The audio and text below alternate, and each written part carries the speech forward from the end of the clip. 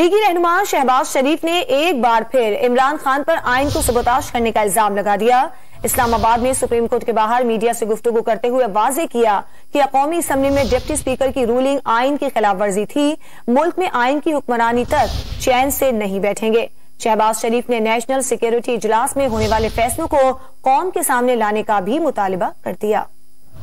عمران نیازی نے 3 اپریل کو آئین کو سیبوٹاج کیا، آئین کو توڑ دیا اور اپنے ہماری ڈپٹی سیکرٹری اور ڈپٹی اسپیکر جو 2 سال سے اسٹے آرڈر پہ تھا، ایک آئین کے خلاف فیصلہ دے کے عمران نیازی کو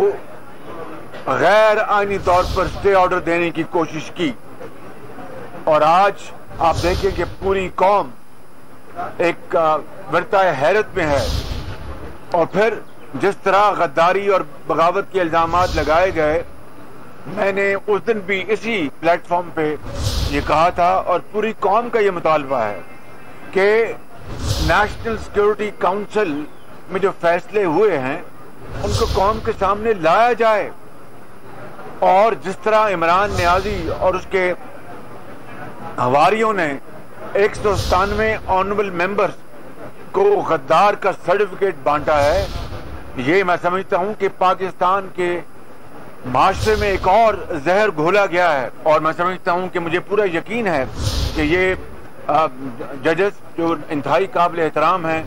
وہ پاکستان کے آئین کو ہر صورت پروٹیکٹ کریں گے اور پاکستان کی سالمیت پر آنچ نہیں آنے دیں گے۔ تازہ ترین ویڈیوز کے لیے ہمارا YouTube چینل سبسکرائب کر کے بیل آئیکن پریس کریے تاکہ آپ کو ملے ہر اپڈیٹ سب سے پہلے۔